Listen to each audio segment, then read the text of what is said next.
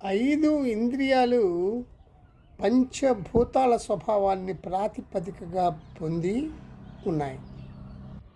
పంచభూతాలకు ప్రతి ఒక్కటికి ఒక్కో స్వభావం ఉంది.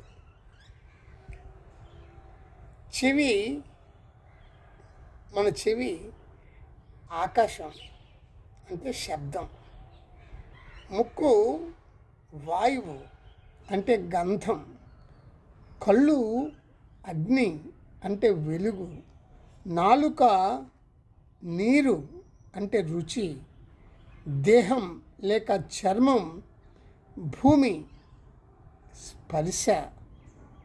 ఈ విధంగా ఒక్కో ఇంద్రియము పంచభూతాల్లోని ప్రతి ఒక్కటి నుంచి విడివిడిగా ఉద్భవించాయి, విడివిడి పనులు చేస్తున్నాయి.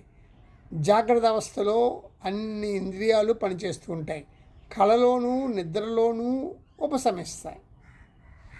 ఇంద్రియాలు ప్రారంభమైనా సరే, పనిచేసే సమయమైనా సరే, ఉపశమించినా సరే అన్నీ జీవుడితో ప్రాణంతో సంబంధం గలవి, ఆత్మతో ఏ విధంగానూ సంబంధం లేనివి. ఇంద్రియాలు పనిచేయడానికి ఆత్మకు ఎటువంటి సంబంధము లేదన్నది ఇక్కడ మనం గుర్తుంచుకోవాల్సిన విషయం. ఈ సత్యాన్ని తెలుసుకున్న వ్యక్తి ఇంద్రియాల పనుల వలన కలత చెందడు. తాను ఆత్మ అన్న విషయంలో స్థిర నిశ్చయుడై